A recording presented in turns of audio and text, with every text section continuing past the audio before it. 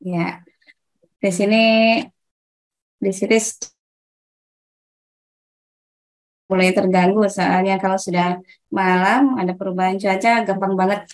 Mudah-mudahan lancar sampai akhir, Bapak Ibu guru hebat. Terima kasih sudah berkenan hadir di sini di acara webinar dari Casio 120 edisi 120 tentang modul ajar. Bapak guru hebat, di sela-sela waktu libur tahun akhir tahun ajaran ini, eh, kayaknya kita harus mempersiapkan jenjang kelas yang harus mendapatkan penerapan kurikulum merdeka. Bapak guru hebat, di SD kelas 1 dan kelas 2, 4 dan 5 sudah mulai kurikulum merdeka. Kelas 7 dan 8 di SMP dan kelas 10 dan kelas 11 juga kurikulum merdeka. Nah, persiapannya adalah salah satu tentang modul ajar yang saat ini akan dibahas oleh narasumbernya langsung. Dan dari Yogyakarta, yaitu Bapak Angga Kristiajati SSI MPD. Untuk kita kenalan dulu, Bapak Ibu guru hebat. Perkenalkan, saya Atik Sri Mujati dari SDN Kasugengan Lor, Kabupaten Cirebon. Dan narasumber kita malam ini adalah Bapak Angga Kristiajati dari BBGP Yogyakarta, ya Pak ya. Iya. Alhamdulillah. Saat ini dan saya izin untuk menyampaikan sedikit kurikulum vitae dari Bapak ya Pak Angga, bahwa beliau ini adalah dosen salah satu di sebentar Pak, dan sekarang aktif di Widya Eswara ya Pak ya di Yogyakarta. Ini sebentar ya, sebagai laboran di matematika di Kabupaten Sleman ya Pak ya. Iya. Ya. Yang jadi pertanyaan itu Pak, banyak sekali dari rekan-rekan guru bahwa modul ajar itu apakah sama dengan RPP pada Kurtilas dan apa sistematikanya juga sama, dan bagaimana sistematika dari modul ajar yang lengkap itu menjadi efektif bahwa mengajarnya. Nah, itu yang menjadi salah satu pertanyaan Bapak Ibu guru yang di lapangan yang bertanya kepada saya, dan saya juga dulu pernah juga belajar di IKM dari IDS Suara Bandung, cuman saat ini harus sering diupdate Pak ilmunya. Untuk Bapak guru juga sama, apalagi yang belum melaksanakan kurikulum merdeka belajar di kurikulum merdeka menerapkan IKM di kelas-kelas atau di jenjang-jenjang yang tadi saya sebutkan. Mudah-mudahan saat ini materi yang diajarkan yang disampaikan adalah modul ajar ini sangat-sangat dinantikan Bapak Ibu guru dan bermanfaat bagi persiapan untuk penerapan IKM. Langsung saja Bapak Angga, untuk mempersingkat waktu, nanti ada setelah pemaparan materi dari Bapak Angga, kita ada forum diskusi, dan satu kelebihan dari Casio webinar adalah ada saatnya kita akan memberikan giveaway nanti di akhir penghujung acara. Nah, untuk Bapak guru hebat, apa giveaway itu? Silakan simak pemaparan dari Bapak Angga. Kalau Bapak Ibu guru beruntung dan bisa menjawabnya akan mendapatkan giveaway dari Casio. Itulah salah satu kehebatan Casio memberikan salah satu webinarnya yang begitu banyak sudah sampai saat ini. Kepada Bapak Angga, mangga saya persilakan untuk menyampaikan pemaparannya tentang modul ajar, Pak. Mangga, silakan, Pak. Oke, baik. Terima kasih Bapak Bu Atik Sri Mujiati ya, ini moderator kita. Alhamdulillah, ceria sekali ini ya Bu ya. Semoga kita selalu bahagia itu Bapak. Amin, amin. Amin, amin. Oke, baik Bapak Ibu sekalian, sebelumnya Assalamualaikum warahmatullahi wabarakatuh. Waalaikumsalam. Karena tadi saya sudah dikenalkan, jadi saya sekarang tidak perlu perkenalan lagi ya, gitu ya. Jadi kita langsung ke materi inti gitu mungkin ya Bapak Ibu ya, mengingat waktu. gitu ya. Takutnya nanti semakin malam semakin ngantuk, semakin nggak jelas nanti ngomongnya gitu ya. Oke, Tapi ada baik. giveaway-nya Pak, nanti ditunggu Oh juga. iya, nanti ada Mudah-mudahan giveaway-nya ya. tidak Oke, menjadi oke. ngantuk Oh iya, iya, iya. Oke, baik Bapak Ibu, walaupun mohon lagi izin saya buka gitu. share screen ya Bapak Ibu ya. Mangga Pak.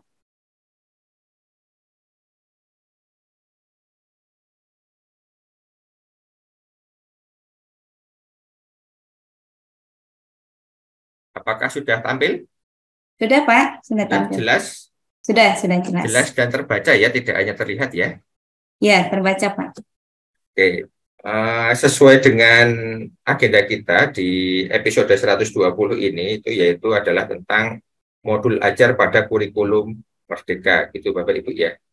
Nah, nanti selama beberapa menit ke depan, nanti diharapkan kita bersama nanti belajar mengenai apa itu modul ajar, kemudian komponen minimum modul ajar itu apa saja. Jadi kita fokus ke komponen minimum saja Bu Atik mungkin ya.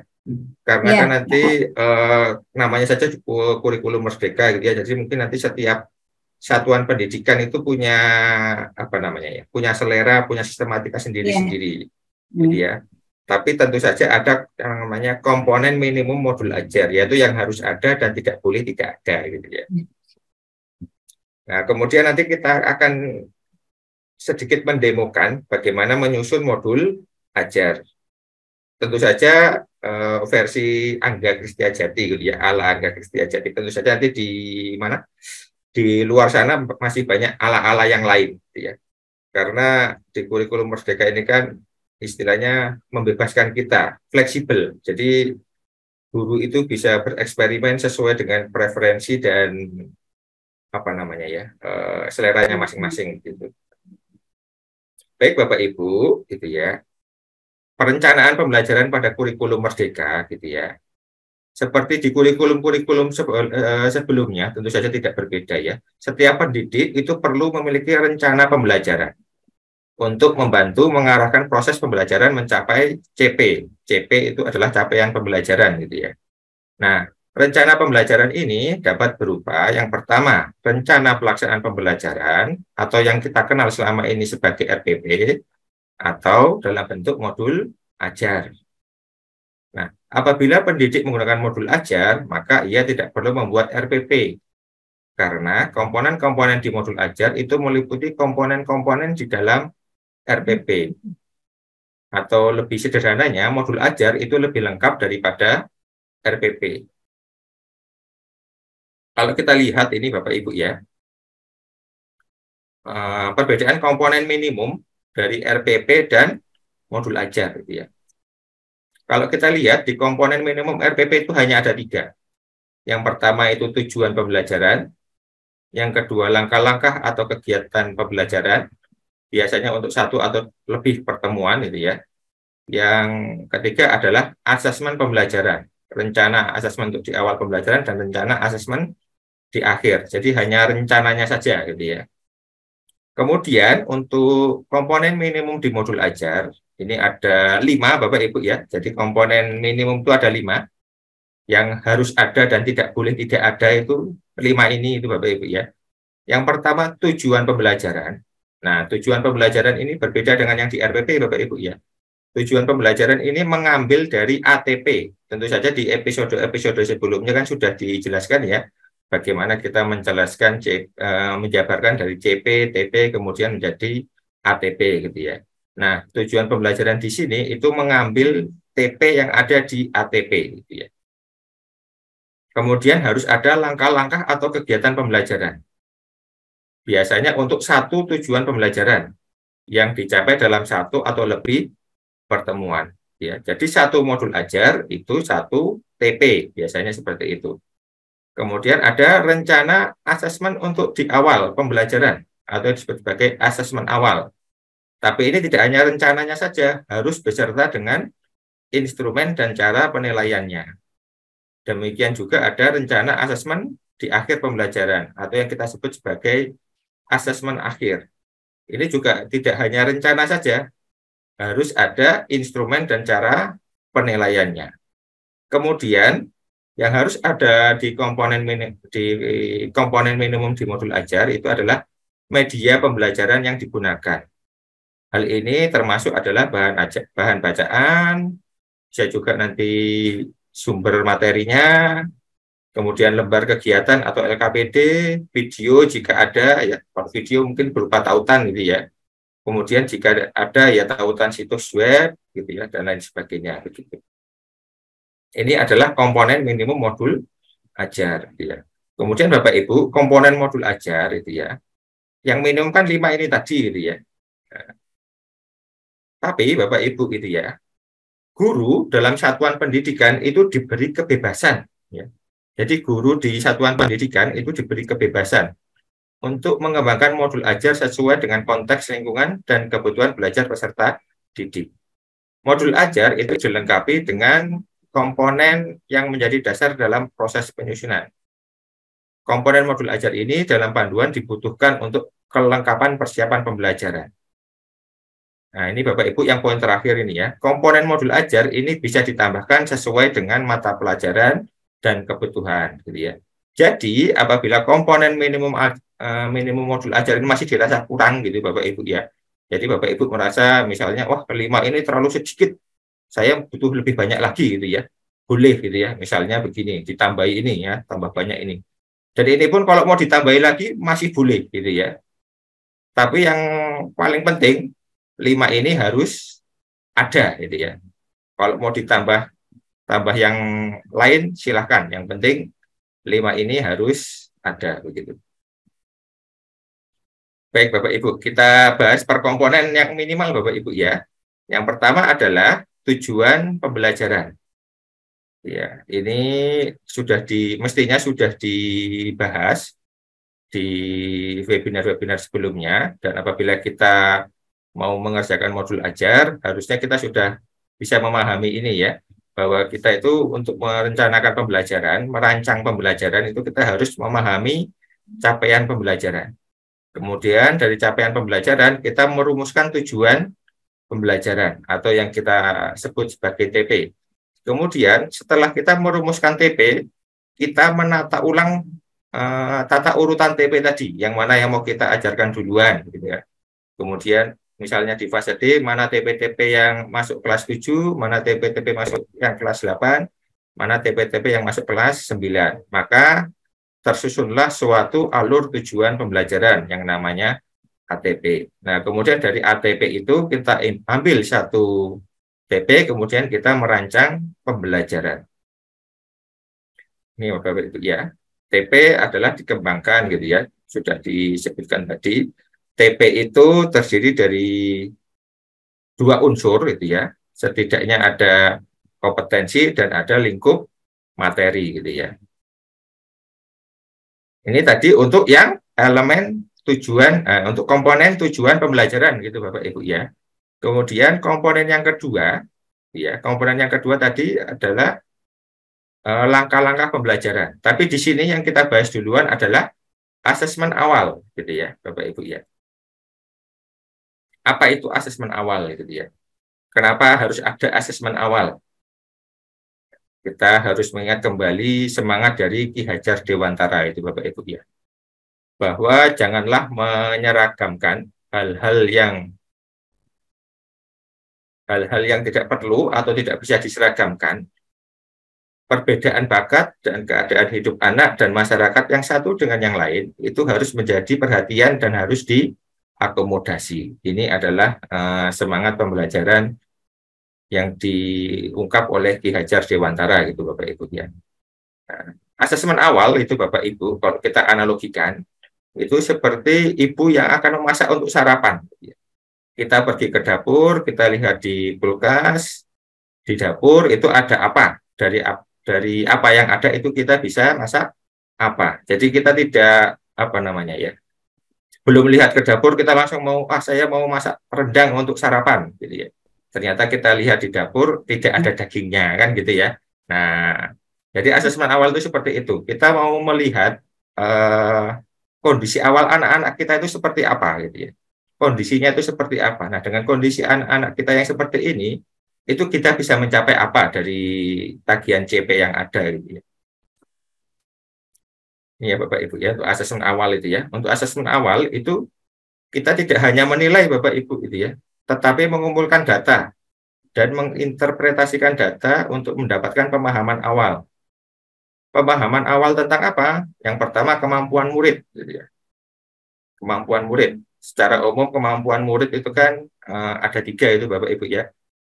Yang cepat paham, ya cepat paham, yang bisa paham biasa-biasa, kemudian yang perlu usaha keras untuk paham, gitu ya. Kan seperti itu ya, 3 itu ya. Nah, setelah kita tahu, oh siapa-siapa yang cepat paham, oh siapa-siapa yang biasa-biasa, oh siapa-siapa yang perlu usaha keras untuk paham, gitu kan. Nah, itu setelah kita tahu kondisi siswa kita harus bagaimana, gitu kan. Kemudian ada minat murid, ya dari asesmen awal ini kita bisa juga melihat minat murid.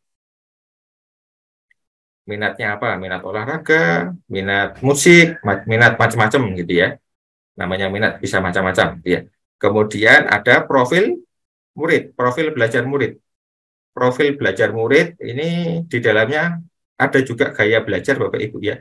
Gaya belajar itu hanya salah satu dari profil belajar murid ya. Bukan satu-satunya Bapak Ibu ya, hanya salah satu gitu ya. Itu.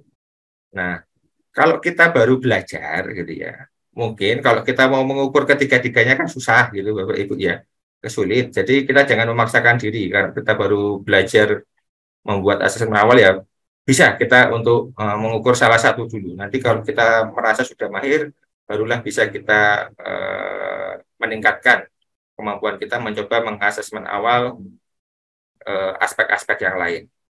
Misalnya ya, hobinya apa itu ya, hobinya murid-murid kita itu apa saja, murid-murid kita itu dari lingkungan keluarga seperti apa, ketemunya orang tua itu setiap jam berapa saja.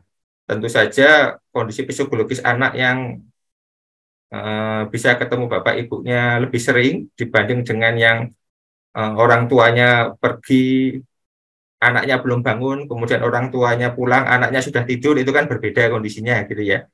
Nah, kemudian si anak ini kapan bisanya belajar, perlengkapan belajar di rumah apa saja. Nah, ini bisa juga menjadi bahan untuk di asesmen awal. Tapi kembali lagi, itu kita lihat kemampuan diri kita sebagai guru. Saat ini itu kita bisa melakukan asesmen awal di aspek yang mana dulu gitu ya. Kita jangan memaksakan diri gitu Bapak Ibu ya.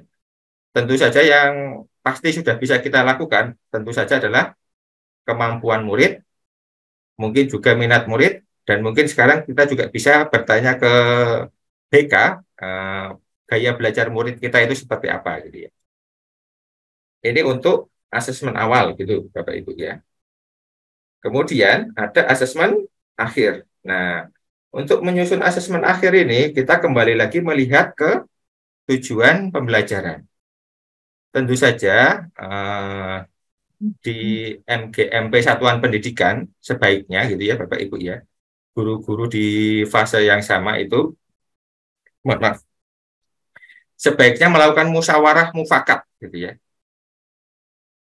Dari tujuan pembelajaran itu indikator asesmen tujuan pembelajaran atau indikator ketercapaian tujuan pembelajarannya itu seperti apa. Kemudian setelah kita mendapatkan indikator ketercapaian tujuan pembelajaran itu disepakati KKTP-nya seperti apa, gitu ya. Kriteria ketercapaian tujuan pembelajarannya itu seperti apa itu disepakati bersama. Nah, kemudian dari KKTP ini kita bisa membuat instrumen untuk asesmen akhir, itu untuk melihat cerminan ketercapaian tujuan pembelajaran. Seperti itu Bapak Ibu ya. Ini untuk yang asesmen akhir gitu ya. Nah, ini Bapak Ibu, setiap peserta didik itu mungkin berada pada kriteria pencapaian yang berbeda. Dengan demikian, kriteria ketercapaian pembelajaran ini menjadi sumber informasi atau data bagi pendidik untuk menentukan tindak lanjut penyesuaian pembelajaran, gitu ya. Apakah ini nanti peserta didik mau mendapatkan pengayaan, ataukah peserta didik akan mendapatkan remedial, gitu ya. Saya kira kalau yang ini mirip-mirip, masih mirip-mirip ya dengan di kurikulum 2013. Bedanya kalau di kurikulum 2013 menggunakan KKM. Kalau KKM itu per mapel angkanya sama gitu ya.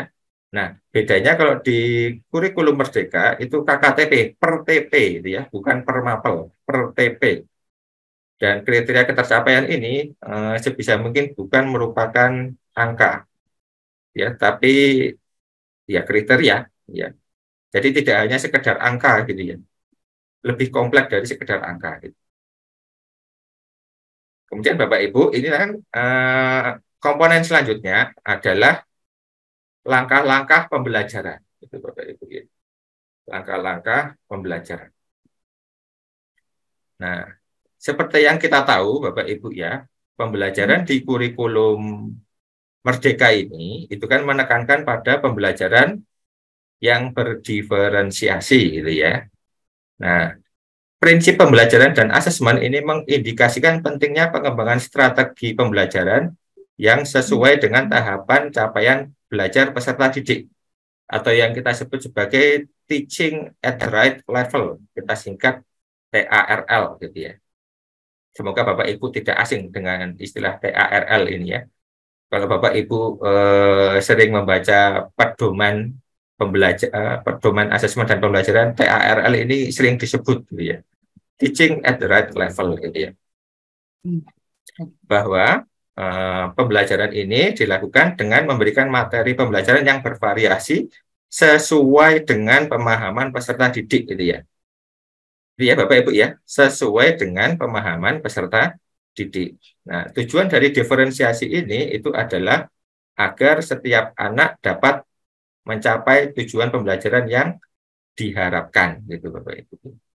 Nah, kira-kira pembelajaran berdiferensiasi itu hal yang baru atau bukan Bapak Ibu ini? Mungkin Bapak Ibu ada yang pernah lihat buku ini? Atau ya. Ini buku tahun berapa ini ya? Kalau kita lihat ini ya, buku tahun berapa ini? Ini ya. Ada latihan 1A, latihan 1B gitu ya. Nah, ini tahun 1976 ternyata gitu ya. Kalau kita lihat tulisan yang di kuning itu, murid yang cerdas hendaknya kerjakan latihan B saja. Yang lain hendaknya kerjakan latihan A saja. Nah, ini kira-kira sudah diferensiasi apa belum gitu ya? Gitu ya. Nah, sudah sejak kapan ini Bapak Ibu? Sejak 1976. Ya. Kalau kita lihat ini diferensiasi konten, ya kan? Nah, yang murid cepat paham mengerjakan latihan 1B. Nah, murid yang biasa kerjakan latihan 1A. Ini tahun berapa? 1976 gitu ya. Sudah ada diferensiasi. Jadi pembelajaran berdiferensiasi itu bukan sesuatu ya hal yang baru-baru banget gitu ya. Nah, gitu ya. Oke, baik Bapak Ibu. Ini ya, pembelajaran berdiferensiasi gitu ya. Kalau di buku Tomlinson Carol Ann ini terbitan tahun 2013,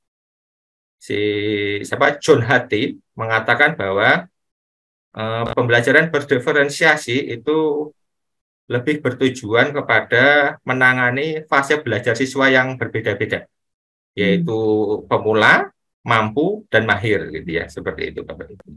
Seperti yang disebutkan tadi itu ya, bahwa siswa kita itu ada yang cepat paham, biasa saja, kemudian perlu usaha keras untuk paham gitu ya, seperti itu. Nah, bagaimana kita menangani siswa yang beragam itu, itulah yang namanya diferensiasi itu Bapak Ibu ya. Ini kalau ini mungkin mengulang di materi webinar sebelumnya mungkin ini Bapak Ibu ya. Ya. Nah, karena memang modul ajar itu rangkuman dari semuanya, dari pembelajaran, asesmen dan lain sebagainya gitu ya. Nah, diawali dengan Bapak Ibu itu ya.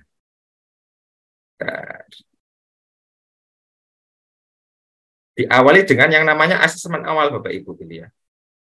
Asesmen awal ini kita bisa melihat macam-macam ini. Kesiapan belajar, minat belajar, profil belajar, dan kemampuan belajar gitu ya. Kesiapan belajar ini merujuk pada penguasaan materi, prasyarat, dan atau materi yang akan dipelajari. Minat belajar ini memahami minat siswa dan menghubungkannya dengan konten untuk meningkatkan motivasi siswa. Profil belajar berkaitan erat dengan gaya belajar atau budaya atau gender atau preferensi kecerdasan. Ya Bapak Ibu ya. Jadi gaya belajar itu hanya sebagian kecil dari profil belajar, gitu ya. Jadi kalau kita mau berdiferensiasi gaya belajar itu kalau bisa jangan jadi satu-satunya, gitu ya. Karena itu hanya sebagian kecil dari profil belajar. Karena ada budaya, ada gender, ada preferensi kecerdasan, gitu ya. Kemudian mungkin ada lagi nanti tentang emosional, emosinya, sikapnya, gitu ya. Oh, anak ini kalau dia dipuji, dia semakin bersemangat. Tapi kalau anak yang ini, kalau dipuji, dia jadi apa namanya ya? Jadi terlena, kemudian dia jadi tidak teliti. Nah, misalnya begitu. Anak ini kalau dikritik, dia langsung bersemangat untuk membenahi diri. Anak ini kalau dikritik, dia langsung down. Besoknya nggak mau berangkat. Nah, itu juga harus termasuk dalamnya itu profil belajar itu. Kemudian ada kemampuan belajar ini Bapak Ibu ya. Nah, ini tadi ini ada yang cepat paham, ada yang perlu usaha keras untuk paham gitu ya. Kemudian ada yang cepat paham tapi juga cepat lupa, ada yang cepat paham dan lupanya lama ya, diingat terus. Ada juga yang susah paham tapi begitu paham langsung diingat-ingat terus, tidak gampang lupa. Ada yang pahamnya susah, lupanya cepat juga gitu ya. Nah, itu macam-macam. Jadi asesmen awal ini kita bisa melihat banyak hal gitu Bapak Ibu gitu ya. Nah, dari hasil asesmen awal ini kita sebagai guru bisa mau mengambil strategi diferensiasi yang mana? Ada diferensiasi konten, proses, dan produk gitu ya. Konten ini merujuk pada strategi membedakan pengorganisasian dan format penyampaian konten gitu ya. Pengorganisasian konten itu termasuk di dalamnya kedalaman konten. Format penyampaian konten itu bisa jadi dalam bentuknya konten mau dibentuk seperti apa gitu ya. Kemudian ada proses. Nah, ini adalah proses pembelajarannya. Mau seperti apa gitu ya. Misalnya gitu ya, misalnya anak-anak yang cepat paham itu kita kasih LKPD dan mereka mengerjakan mandiri gitu ya. Mandiri dalam arti langsung mengerjakan mandiri. Bertanya guru kalau dia menemukan kesulitan saja gitu ya.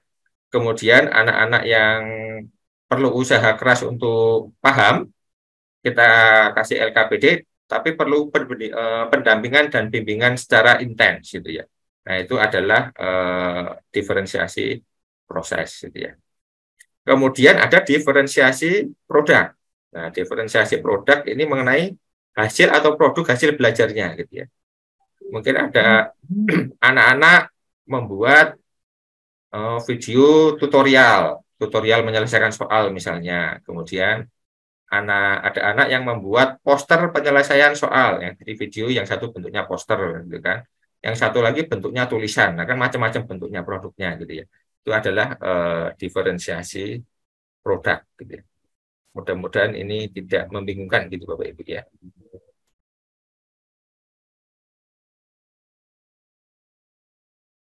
Oke. Ini adalah pembelajaran berdiferensiasi gitu Bapak Ibu ya. Nah, ini juga sering muncul pertanyaan ini Bapak Ibu. Sebenarnya bagaimana sih pembelajaran diferensiasi yang baku dan benar gitu ya. Seperti itu ya.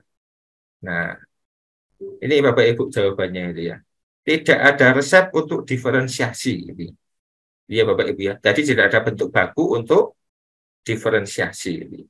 Guru menyusun pembelajaran berdiferensiasi itu dengan cara yang bervariasi. Bergantung pemahaman si guru itu. Nah, ini yang penting Bapak Ibu ya. Tergantung karakteristik dari materinya, the nature of the subject gitu ya. Misalnya kita mau memberi materi ke anak yang auditori, tapi materinya dimensi 3, balok gitu ya. Gurunya membuatkan lagu tentang balok gitu. Atau membuatkan musik tentang balok. Balok adalah bangun ruang gitu kan. Terdiri dari 6 buah sisi gitu kan. 8 sudut, 12 berapa rusuknya? 12 12 ya. Nah, itu hanya nyanyian, nggak ada gambar. Kira-kira anaknya walaupun anak auditori saya yakin dia nggak akan paham gitu ya. gitu ya. Jadi ya, nah tetap itu kita harus the nature of the subject gitu ya. Nah, kemudian kita mengajar di kelas berapa gitu ya. Kemudian kita profil belajarnya seperti apa itu. Itulah diferensiasi. Tidak ada rumus khusus diferensiasi. Diferensiasi itu adalah strategi. Diferensiasi yang baik itu ya yang sukses gitu ya. Seperti itu Bapak Ibu itu ya. Nah, itu adalah elemen apa tadi? Komponen yang keempat. Sekarang komponen yang kelima Bapak Ibu. Media pembelajaran. Nah, ini yang harus ada.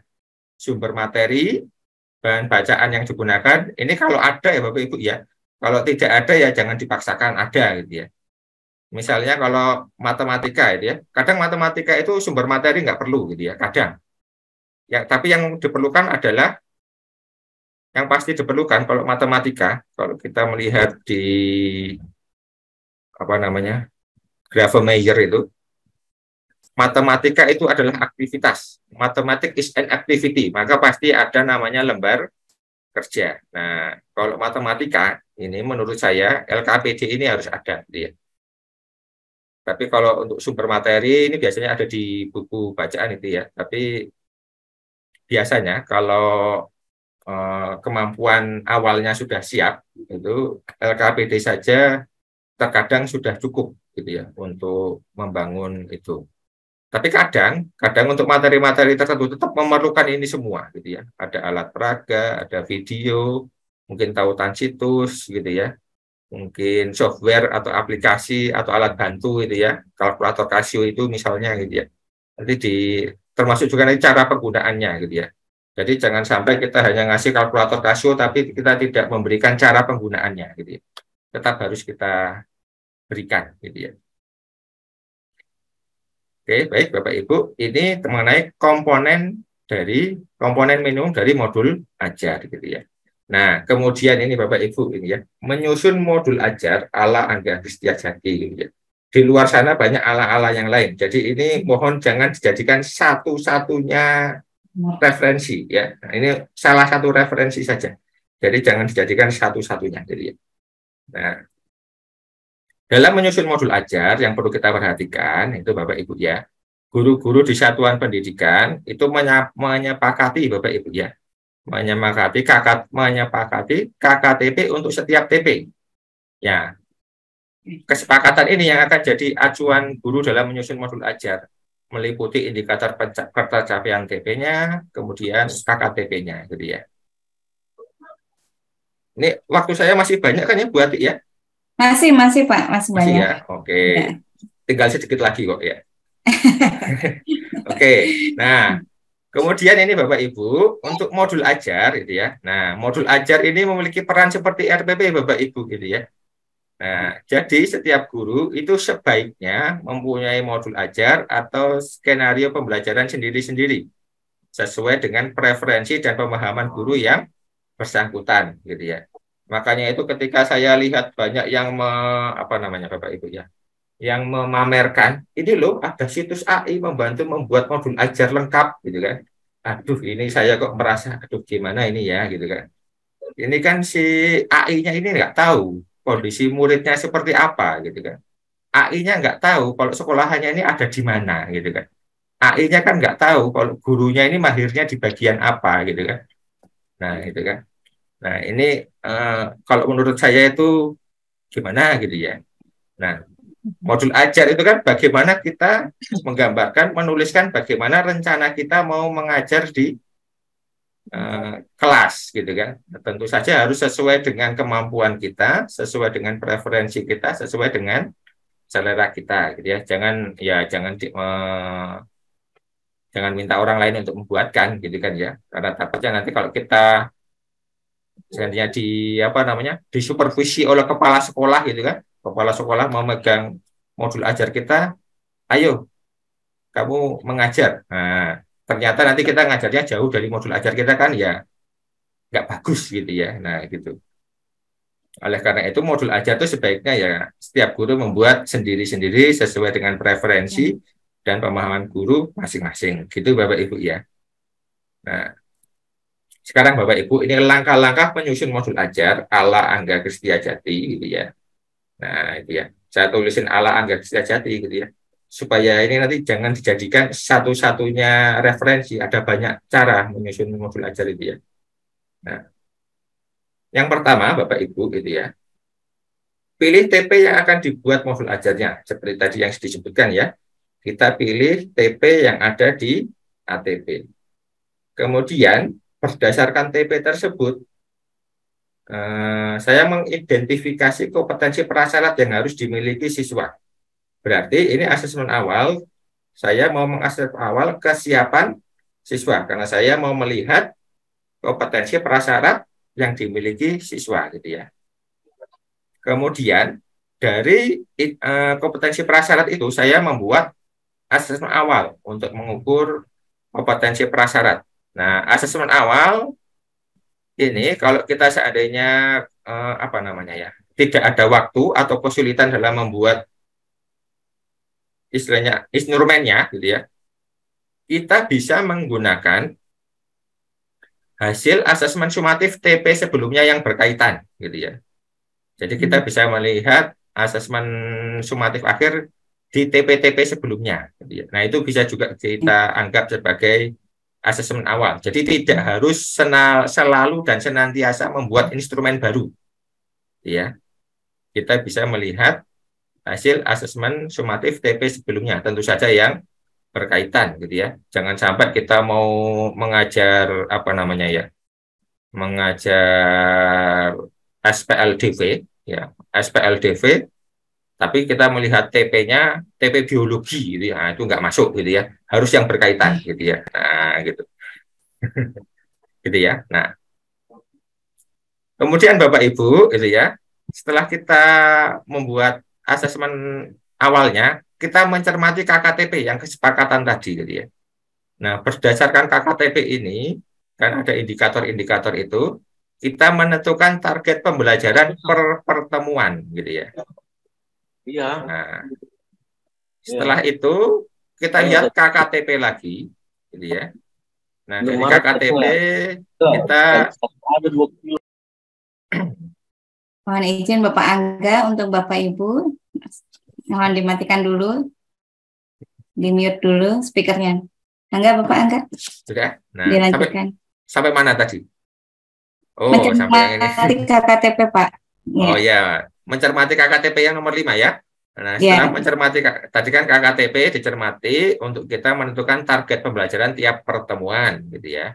Kemudian kita lihat lagi KKTP, kemudian kita menyusun asesmen akhir atau untuk sumatif ya, untuk TP itu gitu ya. Itu ya Bapak Ibu sudah tahu ya, kalau setiap TP dari ATP itu harus ada nilai sumatifnya sendiri-sendiri gitu ya. Ya. Ya, informasi saya harap Bapak Ibu sudah tahu itu ya. Nah, kemudian kembali lagi kita melihat langkah 4 tadi, kita mencermati target pembelajaran di setiap pertemuan. Nah, berdasarkan ini kita membuat langkah-langkah pembelajaran per pertemuan. Gitu ya.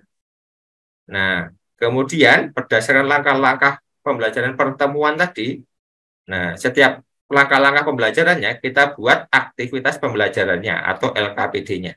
Nah, ini nanti pada saat siswa atau peserta didik mengerjakan LKPD ini sekaligus kita melakukan asesmen formatif. Asesmen formatif itu tidak usah dibuat ribet-ribet Bapak Ibu ya, tidak usah dibuat sulit. Asesmen formatif itu saya yakin Bapak Ibu selama saya sekolah sampai sekarang itu Bapak Ibu guru sudah melakukan yang namanya asesmen formatif. Ya. Asesmen formatif itu adalah pada dasarnya guru melihat, mengamati siswa pada saat proses pembelajaran, mana siswa yang kesulitan, mana siswa yang tidak kesulitan. Ketika ketemu siswa yang kesulitan, guru akan mendekati siswa tersebut, kemudian membantunya untuk mengatasi kesulitan. Saya yakin semua sudah melakukan itu, 100%. Ya. Karena setiap guru yang mengajar saya dari saya SD sampai saya kuliah, itu semua guru dan dosen melakukan hal yang sama. Jadi Bapak Ibu tidak perlu memikirkan hal ini terlalu dalam karena Bapak Ibu pasti sudah melakukannya, gitu ya, seperti itu. Nah, kemudian, dari pekerjaan yang kita lakukan dari 1 sampai 7 tadi, kita susun, kita kumpulkan, kita kompilasikan menjadi yang namanya modul ajar. Nah, hanya sederhana itu Bapak Ibu menyusun modul ajar itu. Ini enggak sederhana ya. Banyak ya langkahnya ya, gitu ya. Oke, baik Bapak Ibu, ini contoh konkret ya. Mudah-mudahan contoh konkretnya ini jenjangnya tidak terlalu tinggi ya. Nah, ini fase F plus matematika, menyatakan TP-nya, diambil TP-nya itu adalah menyatakan sifat-sifat geometri dari persamaan garis singgung lingkaran, gitu ya. Misal berikut adalah kesepakatan di tingkat satuan pendidikan, ya, kesepakatannya ini. Nah, dari TP ini disepakati 8 indikator ini. Ini 8 indikator ketercapaian tujuan pembelajarannya 8 ini, Bapak Ibu, gitu ya. Nah, kemudian disepakati KKTP-nya ini. Siswa dikatakan tuntas jika mengerjakan nomor 1 sampai dengan 4 dengan benar, dan 1 di antara 5 sampai 8 dengan benar. Kalau tidak memenuhi itu, maka dia perlu remedial ya. Kita lihat ini Bapak Ibu ya. KKTP-nya tidak berupa angka ya. KKTP-nya itu hanya berupa kriteria, yaitu kalau anak bisa mengerjakan nanti soal dari indikator nomor 1 sampai 4 dengan benar, dan soal 1 saja dari 5 sampai 8 itu dengan benar, itu sudah mencapai KKTP. Itu. Jadi kriterianya bukan angka gitu ya. Nah, kemudian Bapak Ibu, ini kita mau membuat asesmen awal gitu ya. Nah, dari TP ini ditentukan untuk bisa menyatakan sifat-sifat geometri persamaan garis singgung lingkaran gitu ya. Itu siswa harus bisa apa saja gitu kan. Ternyata harus bisa ke-7 ini gitu ya. 1 2 3 4 5 6 7 ini. Nah, dari 7 kompetensi prasyarat ini gitu ya. Nanti anak-anak di kategori seperti ini Bapak Ibu gitu ya. Sangat siap kalau 7 ya, dari kompetensi prasyarat ini dibuat soal ini ya. Ada 7 nomor, maka ada 7 soal. Tapi pertanyaannya ada 9 ya. Karena nomor 1 itu AB, nomor 2 AB. Jadi kalau di total ini ada 9. Nah, di sini dikategorisasi Bapak Ibu itu ya. Siswa dikatakan siap jika minimal 7 dari 9 pertanyaan di atas menjawab benar. Kemudian dikatakan cukup siap itu jika menjawab 5 sampai dengan 6 dan seterusnya gitu ya. Nah, perlu diketahui bersama Bapak Ibu gitu ya. Kriteria ini tidak ada aturan bakunya gitu ya. Tidak ada aturan bakunya. Silakan Bapak Ibu guru membuat kriteria sendiri gitu ya. Tidak ada aturan bakunya. Menurut Bapak Ibu siap itu kalau bagaimana? Nah, itu silakan Bapak Ibu guru menentukan sendiri seperti itu.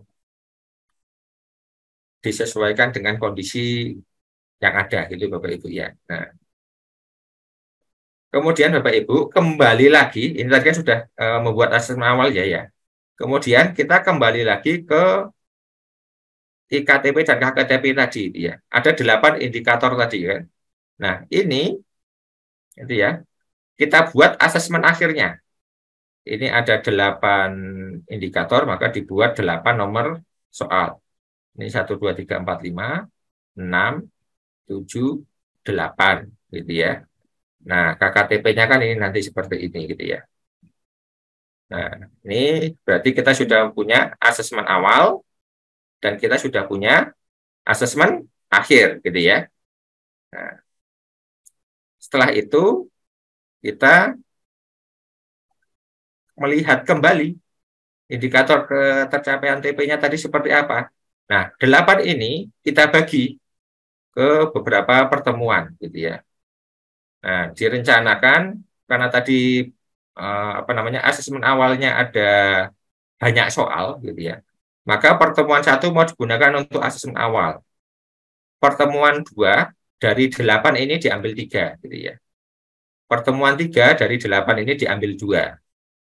pertemuan 4 diambil 2, pertemuan 5 diambil 3. Nah, pertemuan 6, karena soalnya tadi 8 itu kelihatannya sulit-sulit gitu ya, maka asesmen akhir diambil untuk 6 kali pertemuan. Jadi TP ini menggunakan 6 kali pertemuan, gitu Bapak Ibu gitu ya.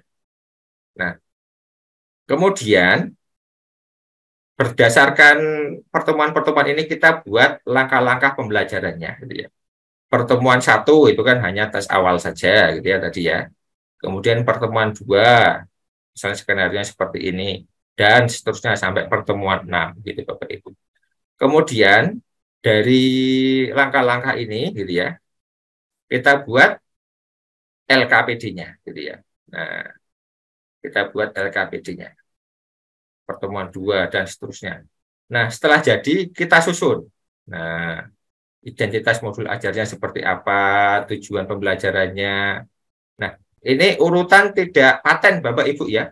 Bisa jadi nanti asesmennya ada di atas gitu kan. Nah, seperti itu. Ya Bapak Ibu ya. Nah, kemudian Bapak Ibu, mungkin itu yang bisa kami sampaikan ya. Mungkin sebelum itu coba saya ini ya. Materinya bisa diunduh di sini.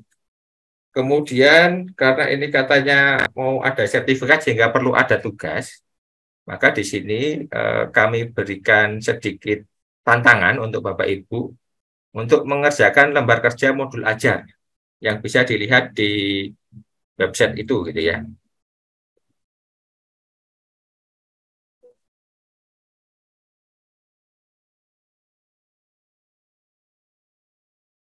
Mbak, sebentar.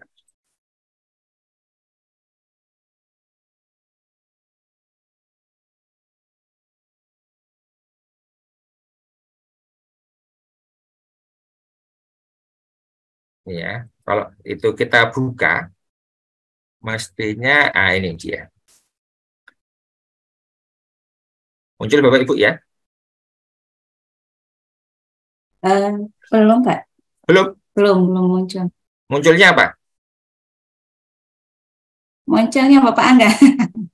Oh, coba saya Munculnya top Bapak share Angganya. lagi, coba saya share lagi. Sekarang? Sudah, Pak, sudah. Sudah, ini ya. Nah, ya, udah Nah, muncul. nanti kan ada ini gitu ya. Oh, nanti di dalamnya itu ada ini Bapak Iya. Ibu gitu ya. Nah, ini LK modul ajarnya ini seperti ini gitu ya. Oh, ini sebentar saya share screen-nya entire screen saja. Entire screen. Nah, ini ya. Ini nanti coba Bapak Ibu isi gitu ya untuk tantangan gitu ya. Nah, kemudian ini kalau untuk yang contoh yang sudah terisi tadi, kalau yang di PP tadi kan terpotong-potong ya. Nah, ini kalau yang utuhnya kan seperti ini. Nah, seperti itu gitu ya.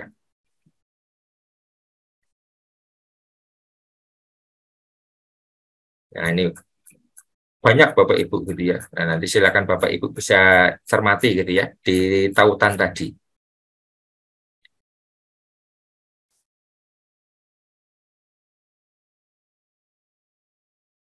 Kembali lagi ke sini. Nah, oke, mungkin kalau kita klik slide selanjutnya, terima kasih. Nah, mungkin itu yang bisa saya sampaikan Bapak Ibu sekalian. Mungkin saya kembalikan ke Ibu Moderator, Ibu Atik Sri Mujiati, untuk kita Ya, terima kasih diskusi Bapak bersama. Angga. Iya. Ya, begitu lengkap pemaparannya, mulai dari KTP dibahas juga, pembelajaran diferensiasi juga dibahas. Gitu. Iya. Mudah-mudahan ini menjadi ilmu yang bisa mengupgrade kalau yang sudah pernah dapat atau yang baru mungkin menambahkan lagi gitu. Kalau misalnya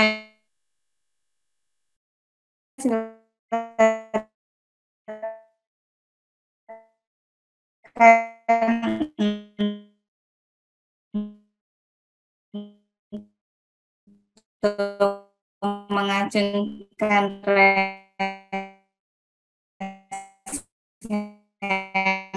pertanyaannya ya, di kolom chat juga di forum Q&A gitu. Saya sudah mencatat beberapa kesimpulan dulu Pak.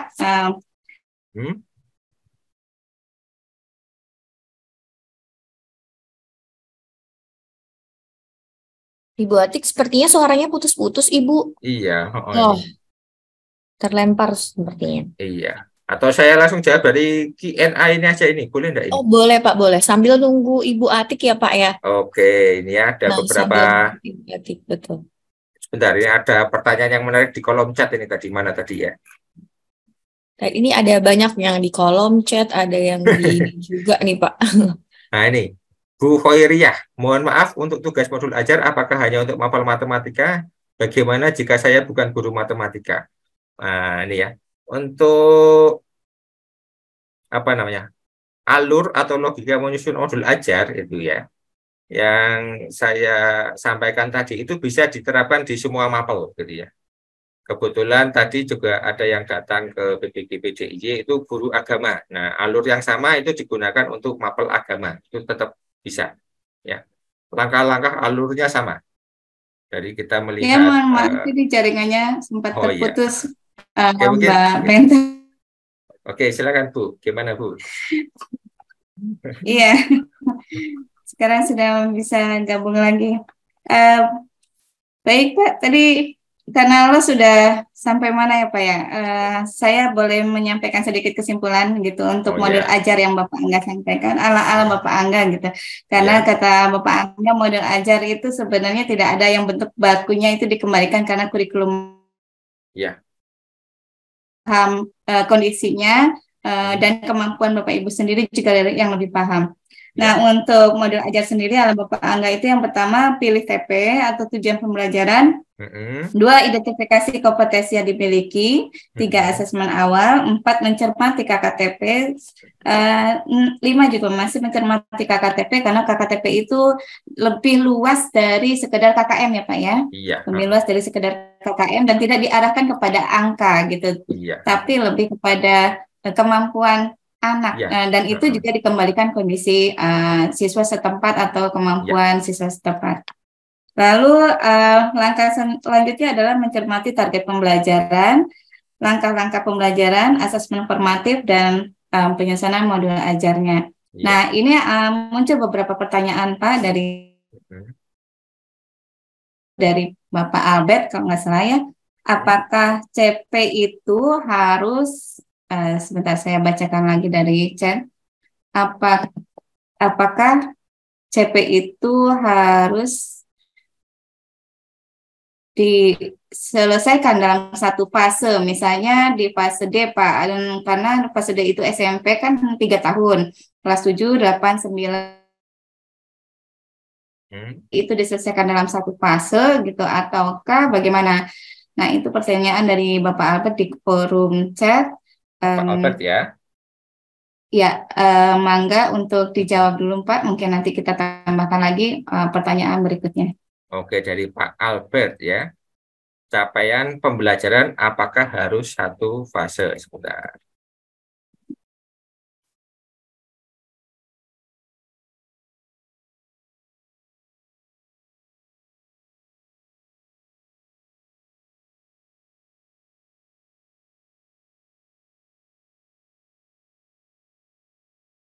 Sebentar, saya.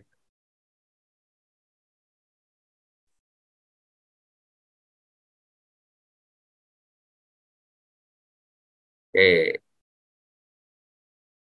saya izin share screen ya untuk menjawab pertanyaan Pak Albert ini. Apakah CP harus diselesaikan setiap fase? Nah, jawabannya ada di sini.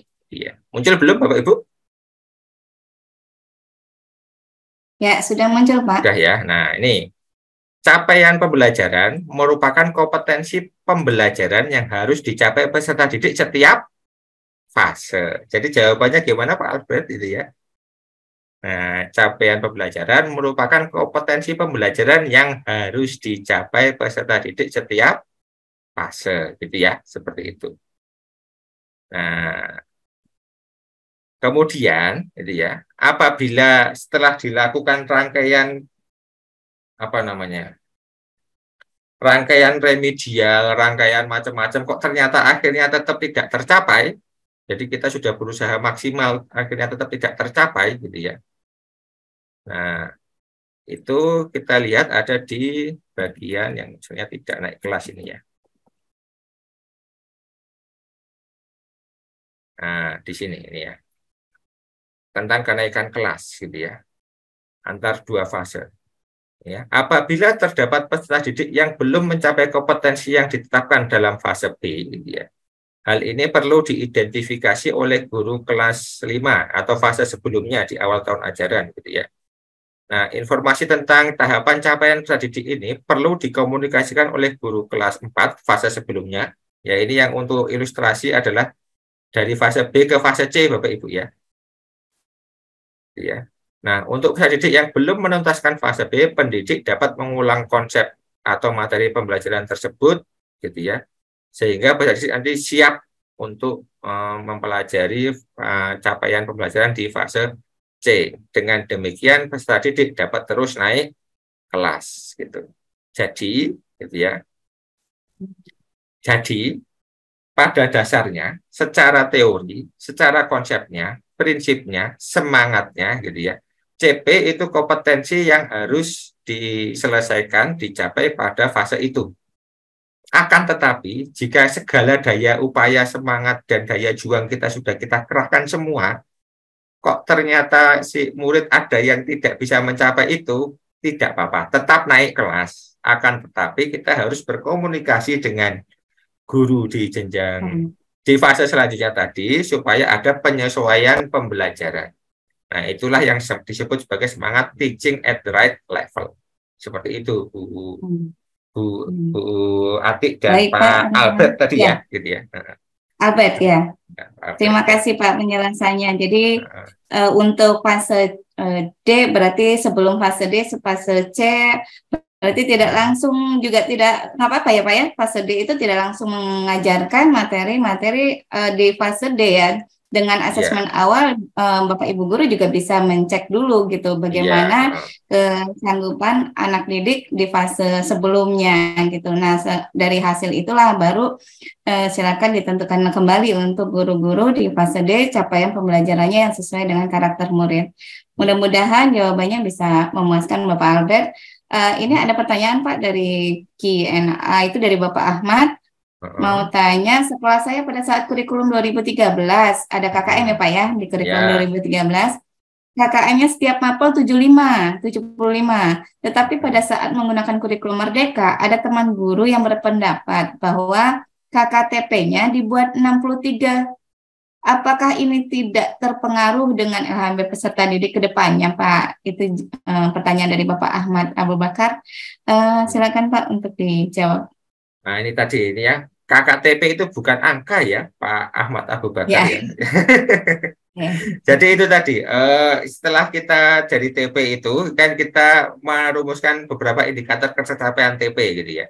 Nah itu kita sepakati, dari TP-TP yang ada ini, dari indikator-indikator ada yang ada ini anak itu dikatakan tuntas itu kalau bagaimana gitu.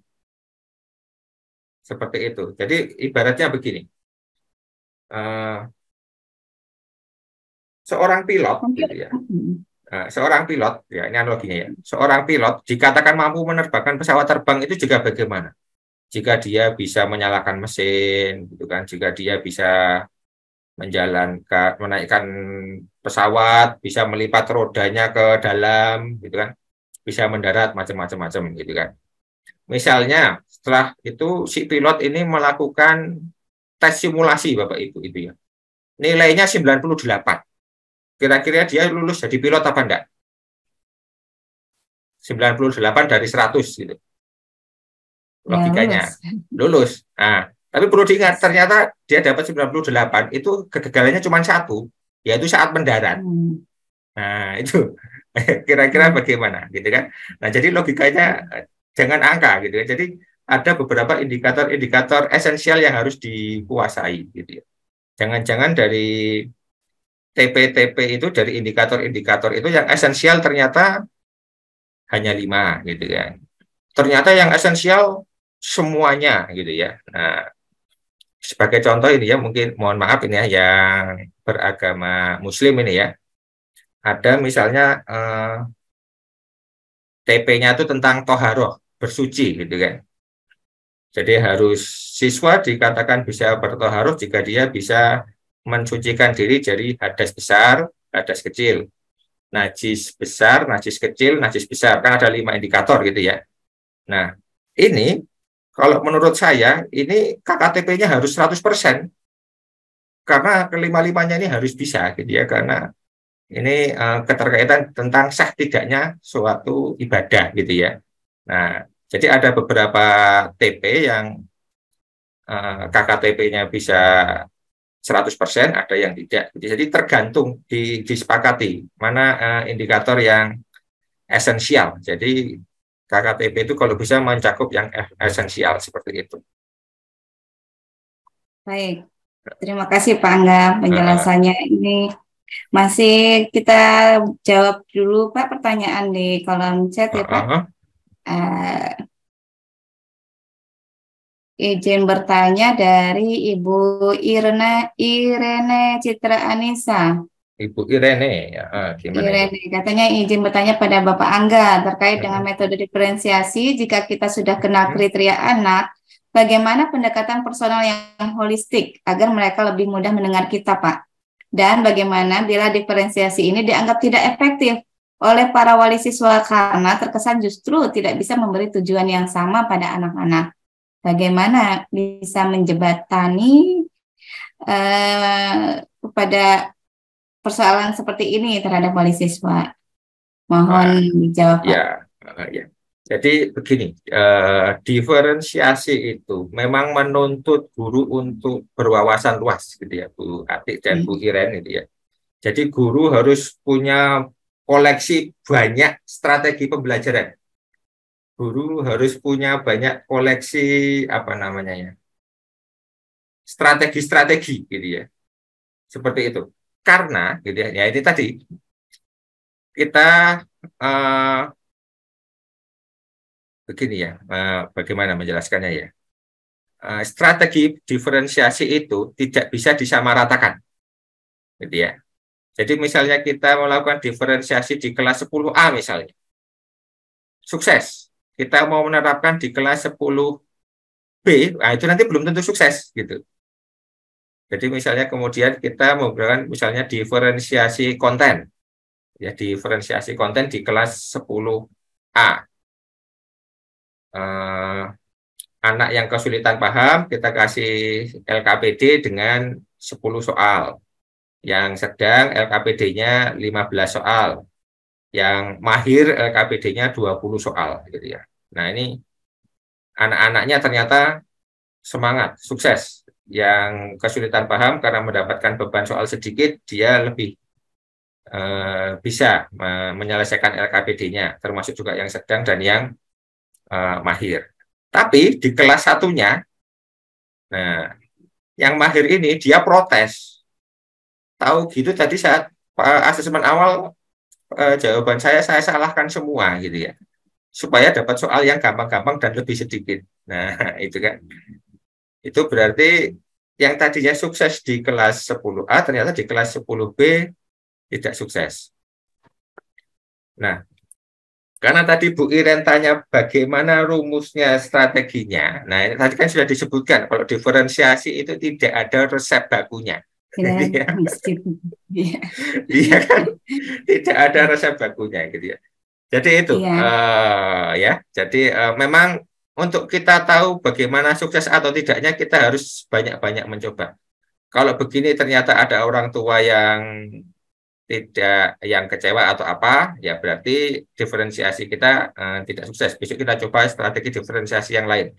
Ya, begitu terus. Ya, memang di kurikulum Merdeka ini kita sebagai guru memang dituntut untuk senantiasa belajar sepanjang hayat gitu. Mungkin seperti itu.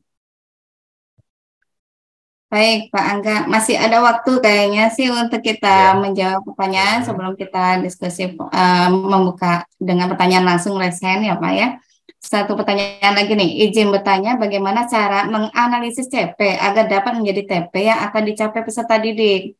Nah, ini Mm-mm. sebenarnya kita bahas hari ini adalah modul ajar, tapi di modul ajar itu karena ada TP-nya, Pak. Jadi bahasa memang, Ini memang jadi ya nggak apa-apa. Ini komplit, kembali lagi paket ya. komplit. Jadi Iya. gimana, Oke, Pak? coba sebentar Itu ya. dari ya Dari dari siapa ini? forum Ini berarti dari saya izin cari PPT tentang CPTP ATP dulu ya. Jadi mana, Pak? uh-uh, Dari Ibu Patria Dara Adinda. ada banyak strategi, gitu ya. Ada banyak strategi, gitu ya. Dan yang perlu diingat, gitu ya. Yang perlu diingat adalah eh, satu TP itu satu sumatif. Untuk setiap TP itu ada satu nilai sumatif, gitu ya. Artinya, sebagian dari CP, kalau semakin banyak kita jabarkan menjadi TP, itu artinya semakin banyak nilai sumatif yang kita butuhkan. Tapi untungnya, kalau kita penjabaran TP-nya semakin banyak, itu kita mendesain pembelajarannya lebih mudah, karena detail, gitu ya. Tapi sulitnya, kita harus melakukan penilaian sumatif yang banyak kali juga, gitu ya. Kemudian, ketika eh, kita membuat CP-nya semakin sedikit, gitu ya, itu sumatifnya semakin sedikit, lebih enak. Tapi nanti mendesain pembelajarannya rumit, itu kan karena TP-nya sangat utuh, gitu ya. Oke, saya coba menjabarkan dari CP. Tapi ini kita ini guru matematika semua apa enggak ini ya, Bapak Ibu ya? Enggak, Pak. Dari semua jenjang ada mengikuti webinar Oh, Casio dari semua ini. mapel ya, ya. Tapi secara umum Ya, logikanya semua mapel mirip-mirip bahkan ya. jenjang SD, SMP, SMA semuanya mengikuti. Karena Tapi, modul ajar ini di kurikulum Merdeka juga oh ya, sebagai salah satu perangkat. ini ada yang guru bahasa Inggris juga ini ternyata ini ya. Iya, Oke, sebentar saya carikan contoh untuk PPATP.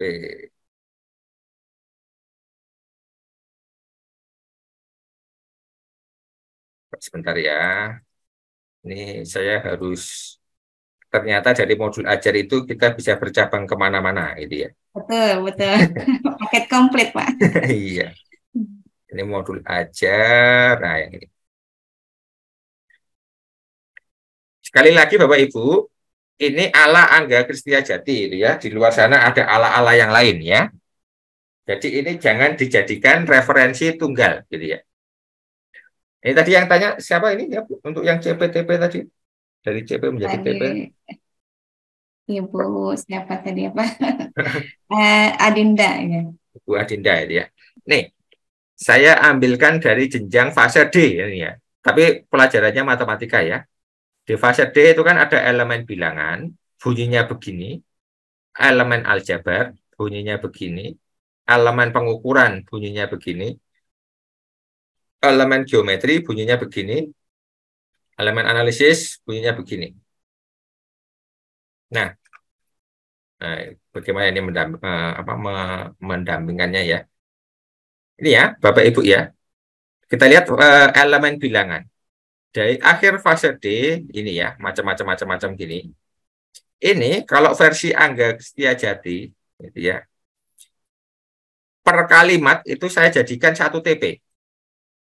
Ya, kalau kita lihat ini, bilangan ini, gitu ya. Peserta didik dapat membaca, menulis, membandingkan bilangan bulat, bla bla bla bla bla bla bla bla sampai titik di sini, cetak, gitu ya.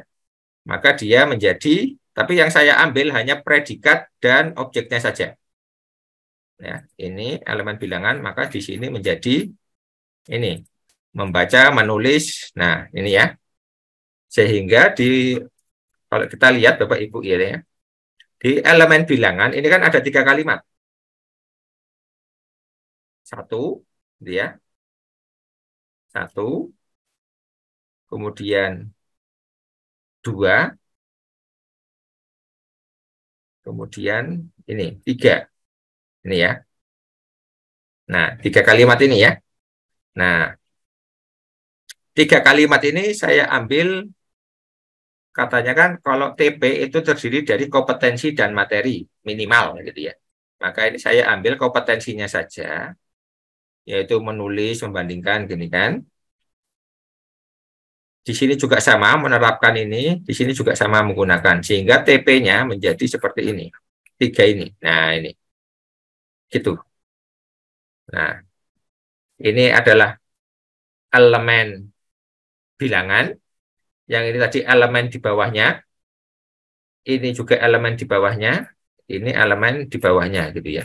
Jadi di fase D ini ada 23 elemen. Kemudian diurutkan.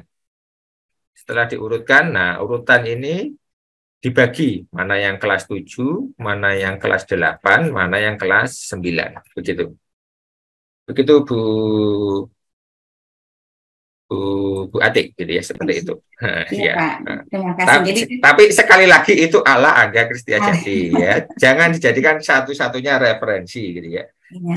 Tapi bisa dipahami dan bisa diikuti Bapak Guru hebat kayaknya sih Pak. Jadi dari CP itu memang kita ya praktisnya mengambil per kali lipat untuk jadikan TP. Iya. Itu kiat yang tips yang saya kira Iya. itu lebih simpel disampaikan untuk guru praktek. Bolehkah di-share lembar alur tujuan pembelajaran? Oh ya, bisa. Nanti saya unggah di linknya yang tadi ya. Iya. Oke, ya. Untuk selanjutnya kita buka forum diskusi. Boleh untuk bertanya langsung dengan raise hand, Bapak Ibu Guru hebat. Silakan. Adakah yang mau bertanya langsung? Silakan diklik icon raise hand-nya. Atau ada yang bisa menyampaikan pendapatnya, pandangannya mengenai modul ajar yang sudah dibikin tahun lalu, barangkali ada yang ingin di-share atau dibagi atau disampaikan ke guru-guru lain, silakan. Atau barangkali mau mencoba menyampaikan ke Bapak Angga, saya sudah bikin modul ajar seperti ini tahun lalu. Nah, bagaimana untuk tahun sekarang seperti itu? Ya, ada Bu Yuli Fitria, Bu Yega, Pak Tito, ini ada set.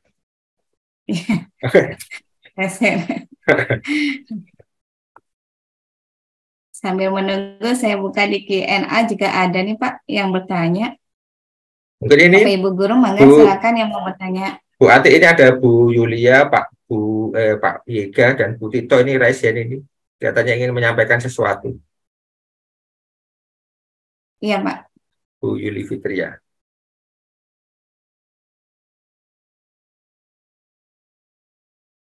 Raise hand tapi masih Bu Yuli Fitria, Pak Yega Segara M, dan Pak Tito Dewanto. Mungkin bisa kita mulai dari Bu Yuli Fitria dulu.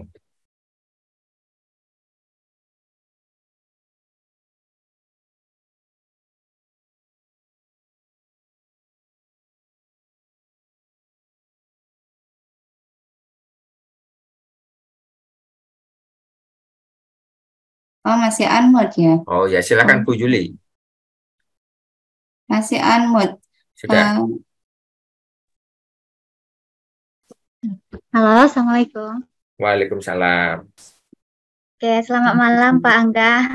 Selamat malam. Iya, ketemu lagi Bu Yuli. Sehat ya Pak?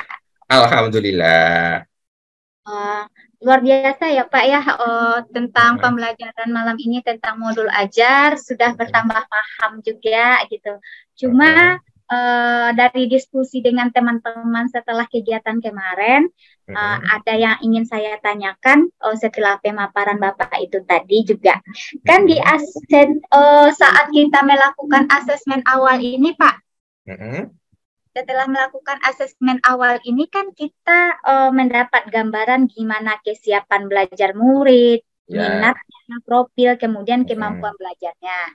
Nah, nanti setelah beberapa pertemuan kita lakukan untuk tujuan pembelajaran ini, kita melakukan asesmen sumatif. Di akhir TP ya. Ya, di akhir TP. Asesmen sumatif kan tidak ada Pak, nggak ada asesmen berdiferensiasi kan Pak? Iya, betul. Nah gini yang didebatkan sama teman-teman gini, misalnya ada IKTP-nya 10, kemudian soal sumatifnya 10. Berikan saja ini 10 soal ini kepada semua murid katanya. Nanti berapa sanggup dia, itulah yang akan kita kasih penilaian. Misalnya yang kemampuan rendah cuma dapatnya 4 angka saja. Kemudian Gimana Bu? Ya Pak. Yang kemampuan rendah gimana? Misalnya yang kemampuan rendah mampunya cuma paling tinggi 4 soal dia mampu Pak. Kemudian yang misalnya yang tingkat tinggi mungkin bisa semua atau gimana gitu. Jadi gimana gitu memberikan penilaiannya. Sementara kita tahu kalau kemampuan anak ini kan tentu berbeda-beda gitu. Saat pembelajaran aja kita lakukan berdiferensiasi gitu Pak. Jadi masih apa tuh ya? Masih bingung juga gitu cara melakukan penilaiannya. Kita ngasihnya 10 soal. Nanti kalau misalnya kita beda-bedain, tentu iri dong anak yang kemampuan tinggi ini kan Pak. Kenapa dia yang rendah saja gitu. Tapi kan berdiferensiasi untuk asesmen sumatif kan tidak ada gitu Tidak Pak. ada. Ya.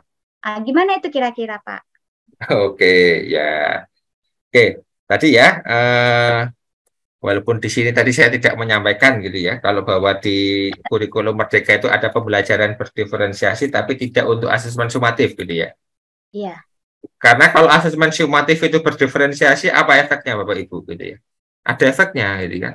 Karena ada di sekolah penggerak angkatan 1 di suatu daerah gitu ya, melakukan hal ini gitu ya. Bahwa misalnya gini ya, di suatu sekolah itu ya, di kelas itu ya, ada yang siswa-siswa langganan ikut olimpiade matematika gitu ya, yang pinter-pinter, sering ikut lomba matematika, sering dapat medali gitu ya. Kemudian ada yang siswa biasa, atau bisa dikatakan mungkin yang tadi itu ya, yang perlu perjuangan keras untuk paham matematika gitu ya. Nah, di asesmen sumatif ini soalnya dibedakan. Nah, karena yang tadi atlet olimpiade matematika, ya dikasih soalnya soal-soal level olimpiade matematika dong, gitu ya. Kemudian yang sulit paham tadi, orang ini anak-anaknya aja sulit paham, ya dikasih soal-soal yang mudah-mudah, gitu ya. Akhirnya apa? Yang muncul di nilai sumatif, yang atlet-atlet olimpiade tadi, itu nilainya 85. Sedangkan yang bukan atlet olimpiade nilainya 95, gitu kan. Nah, ini menurut Bapak Ibu kira-kira adil apa enggak ini? Gitu ya. Sehingga kan dari pengolahan nilai rapot di sumatifnya, si atlet olimpiade kan nilai sumatif 85. Yang bukan atlet olimpiade itu nilai sumatifnya 95. Padahal soalnya memang berbeda gitu ya, kan begitu. Sehingga memang adilnya itu memang kalau asesmen sumatif atau asesmen yang digunakan untuk nilai rapot gitu ya. Jadi kan asesmen di kurikulum Merdeka kan ada 2 Bapak Ibu ya. Ada formatif dan ada sumatif. Semua asesmen yang nilainya digunakan untuk nilai rapot itu namanya asesmen sumatif. Gitu ya. Jadi misalnya kita ngasih PR ke anak-anak. Kalau PR-nya itu nanti nilainya mau digunakan untuk nilai rapot, maka PR itu adalah asesmen sumatif. Gitu ya. Seperti itu. Nah, jadi kalau bisa sebaiknya gitu ya, yang namanya asesmen sumatif itu untuk setiap anak sama, indikatornya sama, sehingga KKTP-nya sama. Nah, sehingga sebaiknya ketika memutuskan KKTP setiap TP itu harus dipikirkan masak-masak, gitu ya. Kira-kira dengan kondisi anak-anak kita yang seperti ini itu, kita dari TP tadi kan menjabarkan indikator macam-macam gitu ya. Ini dari indikator ini yang esensial yang mana gitu kan. Oh, misalnya esensialnya yang ini harus bisa. Indikator 1 2 3 4 misalnya ada 10 indikator gitu ya. Indikator 1 2 3 4 ini harus bisa. Nah, berarti itu kita tulis. Nah, kira-kira anak-anak kita tuh bisa lebih lagi enggak dari keempat ini gitu kan. Nah, bisa, kira-kira yang mana lagi gitu kan. Nah, itu. Jadi dalam penentuan KKTP itu pertama kita harus eh, menentukan indikator esensial yang wajib wajib harus dikuasai si anak gitu ya. Seperti itu tadi. Misalnya tadi kalau yang ilustrasi pilot tadi itu ya, yang namanya mendarat itu wajib bisa gitu ya. Nah, jangan sampai nggak bisa. Walaupun skornya 98 dari 100 gitu ya, tapi kalau nilai 98 itu karena simulasi mendaratnya gagal, ya tetap nggak lulus walaupun nilainya 98. Kenapa? Karena indikator esensial yaitu mendarat dia gagal gitu. Seperti itu. Mungkin gitu Bu Yuli Fitri ya. Semoga tidak semakin bingung ini ya. Seperti Iya itu. Pak, Ya, udah paham. terima kasih Pak Angga penjelasannya. Ibu Yuli, terima kasih. Boleh tahu Ibu Yuli dari mana sekolahnya dan asalnya, Saya dari Ibu Yuli? SMA 1 Rao, S. SMA Oh, KN 1 Rao, Bu. oh iya. Terima kasih. Sekarang kita give away dulu kali Pak untuk Oh, menyemangati Bapak Guru hebat ini untuk bisa terus oh menyimak sampai iya. akhir dan materinya Gi- juga sudah banyak dipaparkan. Mangga Iya. Bapak Angga untuk memberikan Giveaway-nya untuk giveaway berapa orang pertanyaan. ini? Satu dulu aja Pak, satu dulu. Oh, ini kemarin saya menyiapkan kuis itu bisa untuk langsung dua saja. Jadi langsung dua saja ya. Gimana? Jadi ini saya menyiapkan kuis pakai kuisis. Jadi seru-seruan. Bapak Ibu mengerjakan 11 pertanyaan. Nanti kita pilih dua ranking teratas gitu. Gimana? Oh gitu. Ah, ah. Iya, boleh Pak, mangga Supaya untuk memberikan giveaway. ah. Berapa pertanyaan berarti ini Pak? Ada 11 pertanyaan. Nanti nanti kita lihat di leaderboard peringkat tertinggi siapa gitu ya. Iya, baik Pak. Eh, boleh untuk dua peserta juga silakan Pak untuk menentukan siapa pemenang yang giveaway. Iya. Pertanyaan dulu, pertanyaan dulu Nah, Pak. saya siapkan dulu ini ya. Kemudian mempunyai simple bubble yang membuat mereka berpikiran sempit dan mereka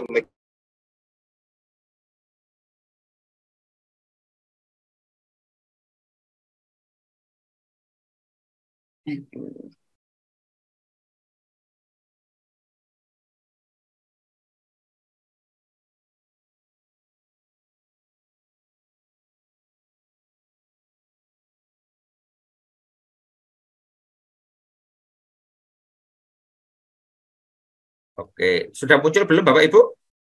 Sudah Pak? Sudah Sudah muncul? ya. Oke, mungkin untuk bisa join bisa langsung klik link yang ada di chat ya. Oke, saya kasih waktu 3 menit untuk mendaftar ya.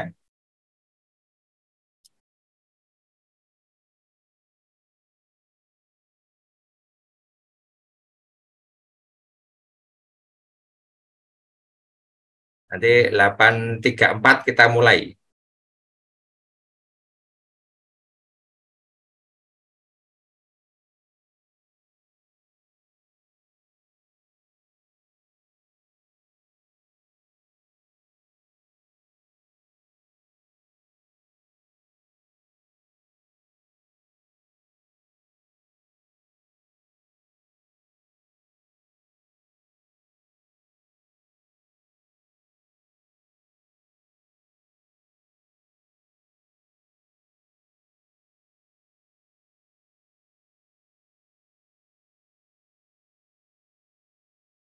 Yuk, 1 menit lagi.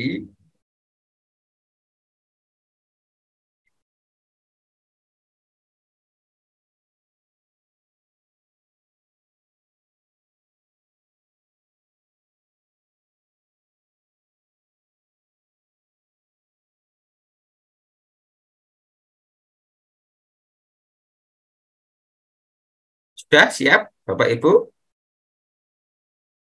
Ya, tampaknya masih terus nambah Pak. Masih nunggu ya. Oke, 1 menit lagi. Oke.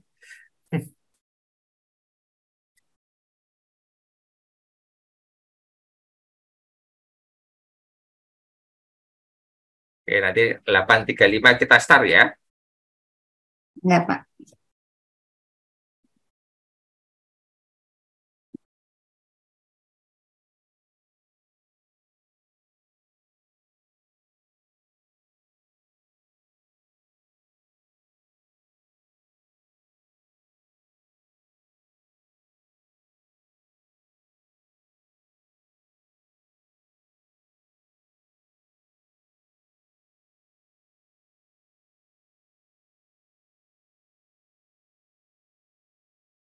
Oke, sudah 35. Kita mulai ya. 1, 2, 3.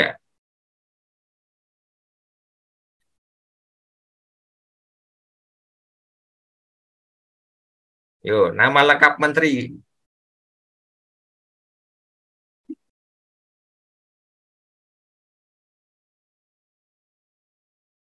Waktu habis ya.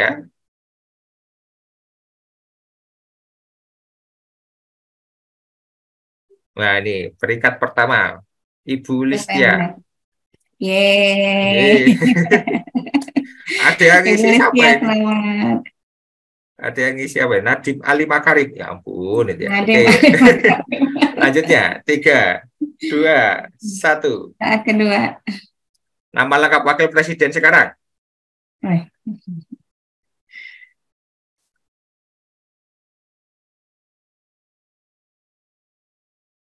Ya, waktu habis itu ya.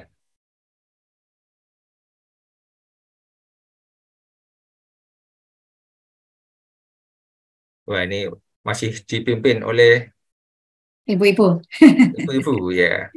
Bapaknya belum muncul ya, Pak ya? Iya. Wah, ini masih ada yang menjawab Muhammad Yusuf kalah. Ya ampun. Oke, lanjut. Pertanyaan selanjutnya ya.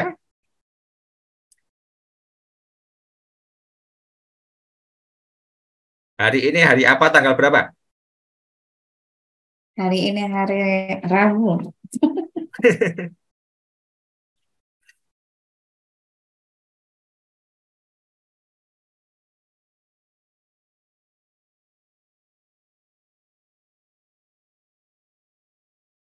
Oh, ada Pak Rangga ini sekarang ya. Wah, masih ada yang salah juga ya. Hari Rabu. Hari Rabu benar ini Bu Ati ini ternyata ya ada yang jawab hari Rabu ini. Oke, selanjutnya.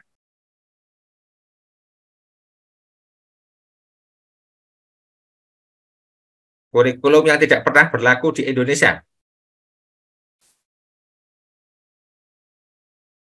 Kurikulum yang tidak pernah berlaku.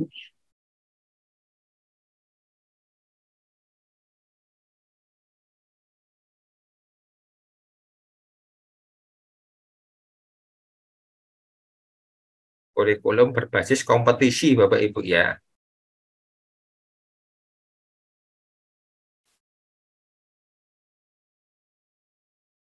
Nah, wah ada yang jawab CBSA, ya ampun. CBSA itu pernah berlaku Bapak Ibu ya, namanya cara belajar siswa aktif gitu ya. Oke, lanjut. Pertanyaan berikutnya.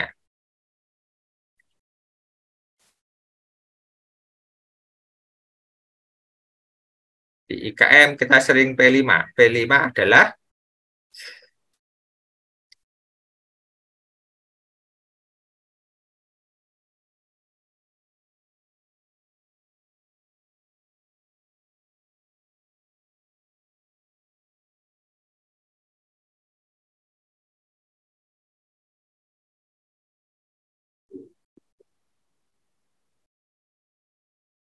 wah. Barang nggak aktif katanya. Wah, ini Semangat ada yang mengisi ini Bu, proyek penguatan, pengamalan dan penghayatan Pancasila ini. Ternyata ada 10 orang ini. penghayatan Pancasila. Oke ya. Keren. Proyek penguatan profil pelajar Pancasila Bapak Ibu ya. Oke, kita lanjut.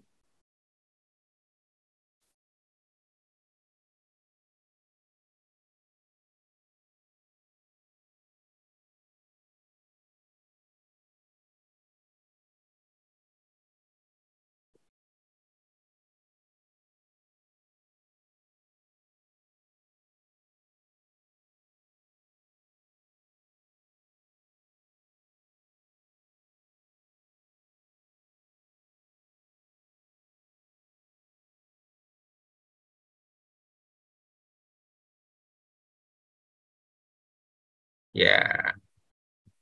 Oke, ada 6 ya. Kita lanjut ya Bapak Ibu ya.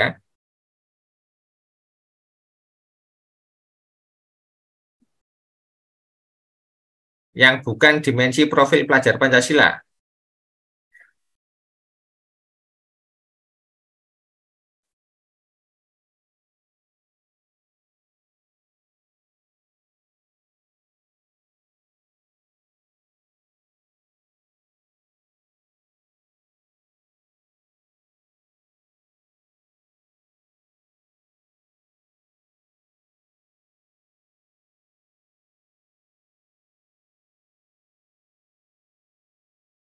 Ya. Oh, masih ada beberapa yang salah ya. Oke, lanjut.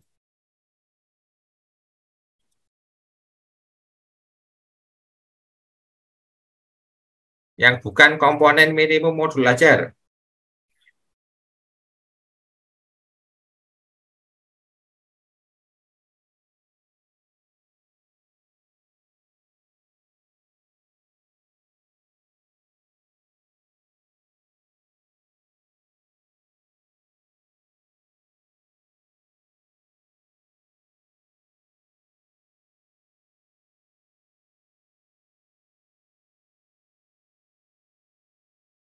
Oke, kita lanjutkan lagi ya. Pertanyaan berikutnya.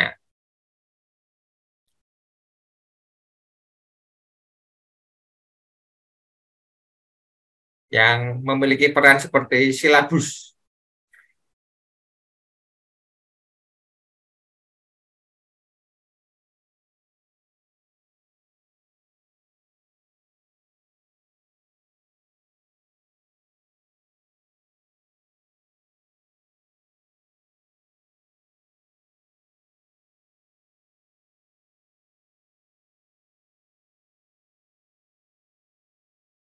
Ya, ini ketat sekali di persaingannya ya, geser menggeser ini ya. Oke, Ada lanjut Gunting, ya. Malaysia, Parangga, seperti Uh, kejar-kejaran poin. iya, oke. 2, 1. Salah satu contoh asesmen formatif.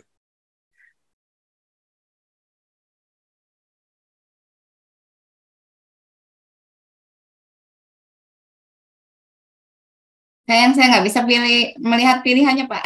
Nggak bisa. Ya, bisa melihat aja Bapak Ibu peserta ini ya. Iya.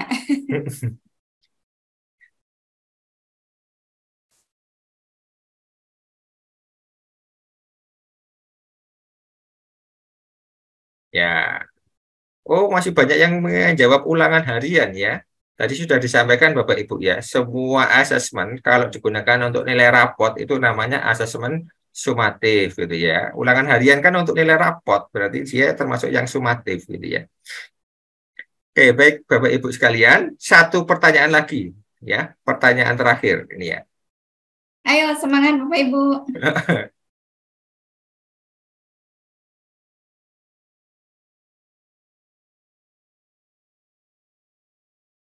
PARL.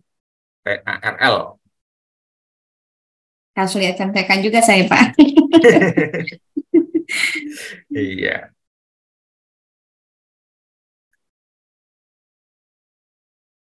Iya.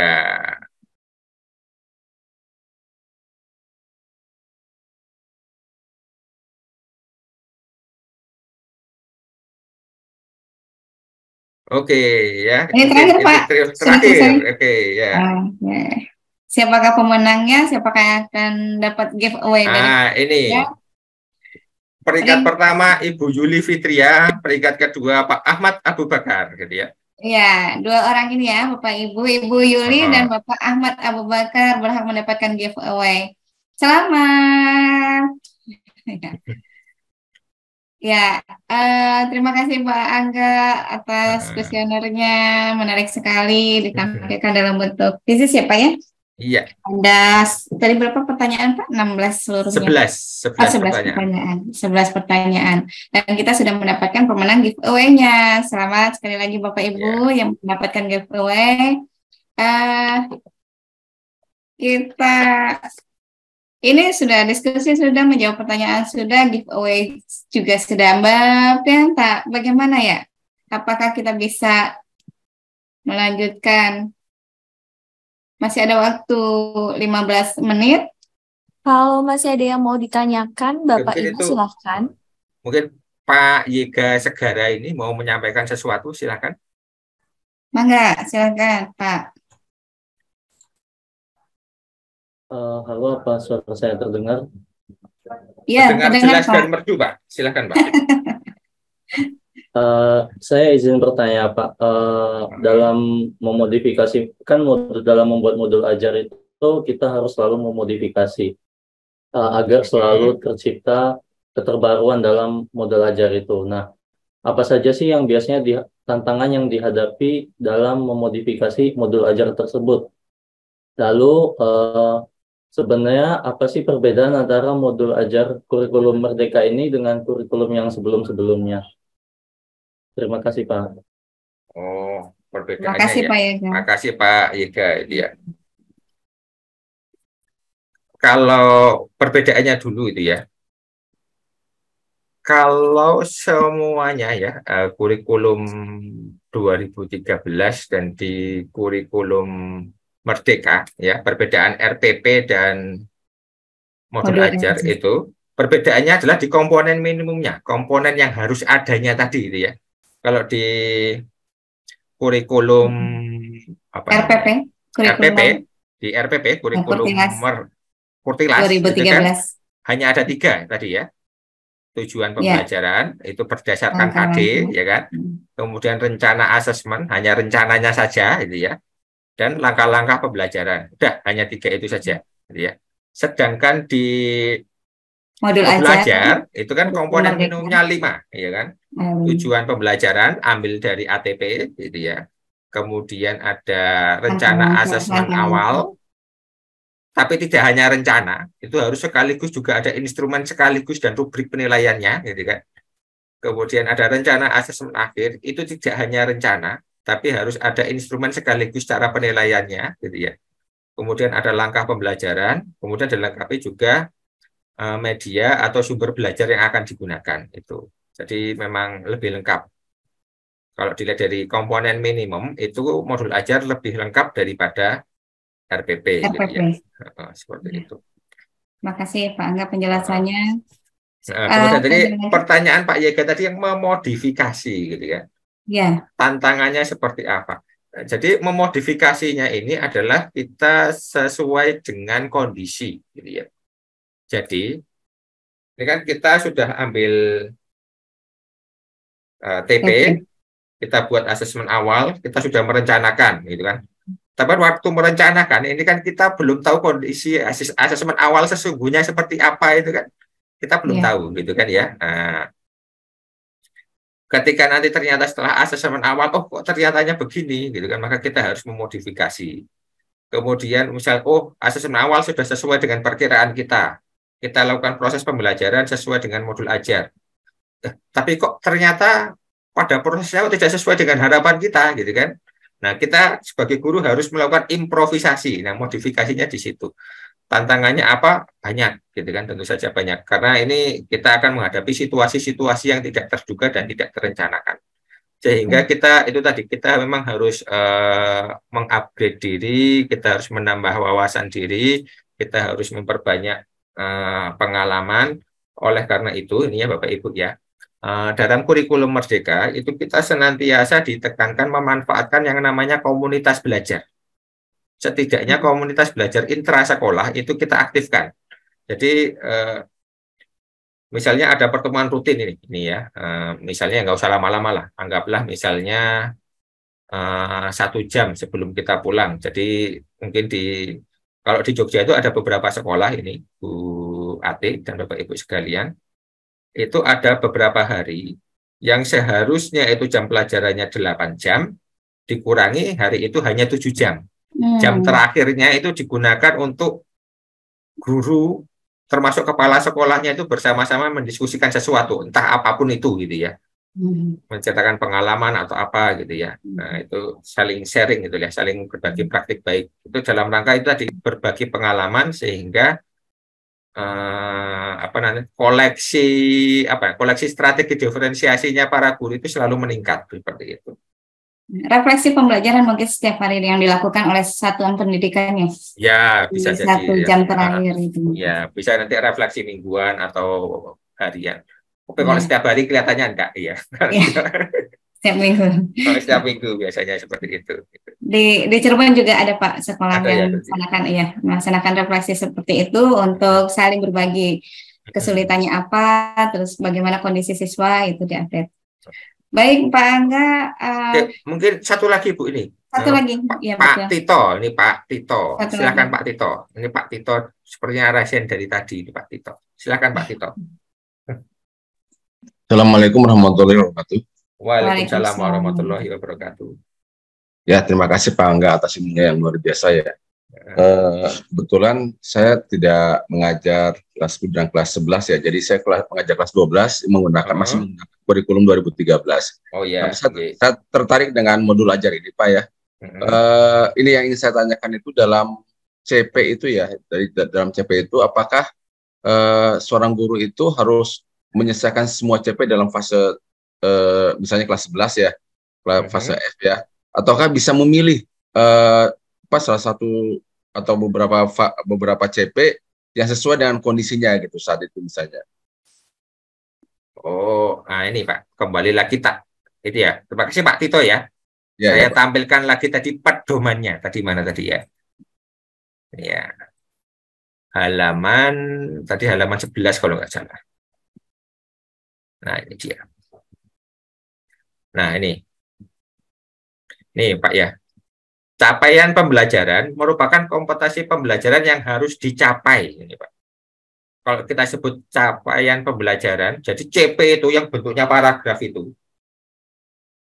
harus dicapai dalam setiap fase pembelajaran. Jadi kalau fase F itu ya, kelas 11 dan 12 berarti ya Pak ya.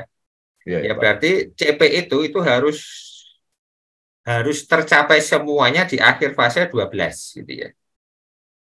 Tapi tadi itu ya, karena ini kelas 12 maka kelulusan ya.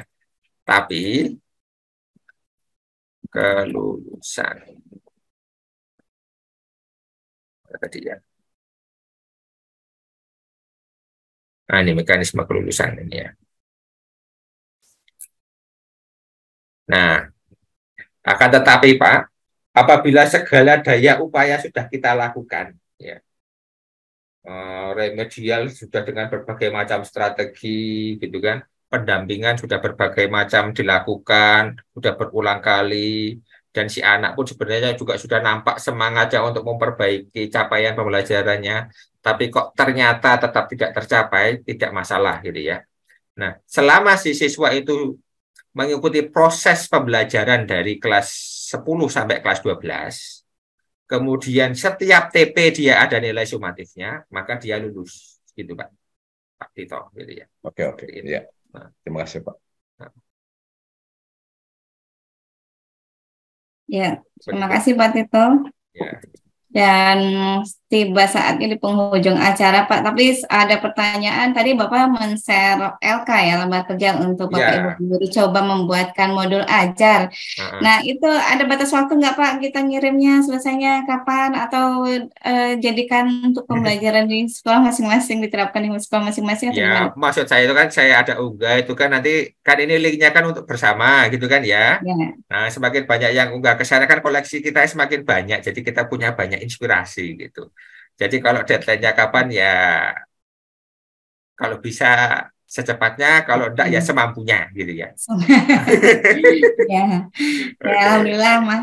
Dengan adanya link itu dibikinkan sama Pak Angga wadah untuk kita berbagi juga. Barangkali Bapak Ibu guru ada yang sudah tahu, udah paham bagaimana pembuatan modul ajar, mangga. Ini dari Bu Pienta di deadline, ada deadline-nya ternyata tinggal tanggal 31 Juli. 31 Juli Bapak Ibu. 31 Juli ya. Baik Bapak Ibu, tadi sudah disampaikan bahwa deadline untuk pengerjaan modul ajar tadi yang di-share LK-nya untuk link bersama tanggal 31 Juli. Ya, kita sudah di penghujung acara. Luar biasa memang untuk bahasan modul ajar, tidak satu poin tapi nyangkut di beberapa poin yang masing-masing juga punya bahasan sendiri. Seperti webinar Casio ya sebelum-sebelumnya sudah dibahas, termasuk pembelajaran diferensiasi juga sudah dibahas di modul ajar. Juga ada pembahasannya karena masih menyangkut di langkah-langkah komponen minimum tadi Pak ya, saya belum sebutkan. Komponen minimum di modul ajar itu ada 5 hal tadi yang sudah disampaikan Bapak Angga, bahwa yang pertama TP yang diambil dari ATP-nya, 2 langkah-langkah pembelajarannya, 3 rencana asesmen di awal, 4 rencana asesmen di akhir, dan media pembelajaran juga tidak kalah penting untuk kita tentukan apa yang terbaik pada kondisi siswa kita saat kita akan mengajarkannya.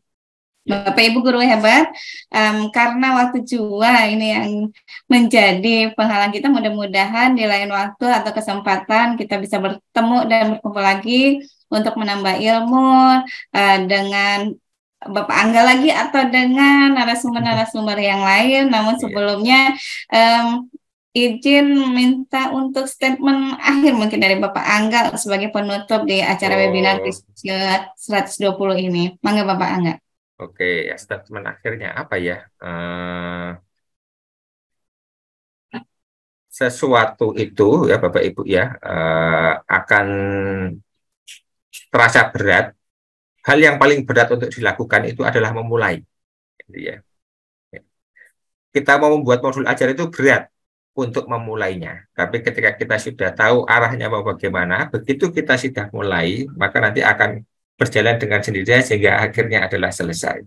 Jadi intinya adalah marilah paksa diri kita untuk memulai walaupun itu berat, karena nanti pasti kita akan bisa melaluinya dengan lancar gitu. Selama kita bersungguh-sungguh seperti itu mungkin gitu ya. Insya Allah. Jangan takut memulai ya Pak ya. Iya. Jangan takut memulai. Nanti dari memulai takut itu. tidak apa-apa, yang penting memaksa diri untuk memulai. Oh gitu ya. Baik, terima kasih Bapak Angga, luar biasa malam ini. Bapak Ibu guru hebat juga luar biasa. Masanya libur sekolah juga diisi di jam-jam malam, diisi dengan ilmu, diisi dengan berbagi, diisi dengan berbagai pertanyaan tentang seputar modul ajar. Mudah-mudahan bermanfaat dan bisa diterapkan di sekolah Bapak Ibu guru hebat. Saya kembalikan webinar Casio hari ini, malam ini ke Mbak Pianta kembali. Mbak Pianta, saya tutup webinar kali ini dengan Bapak Angga. Ya, terima kasih atas pelatihannya. Assalamualaikum warahmatullahi wabarakatuh. Waalaikumsalam warahmatullahi wabarakatuh. Terima kasih banyak Bapak Ibu semuanya. Terima kasih banyak Pak Angga, terima kasih banyak Bu Ati. Sama-sama. Sama-sama.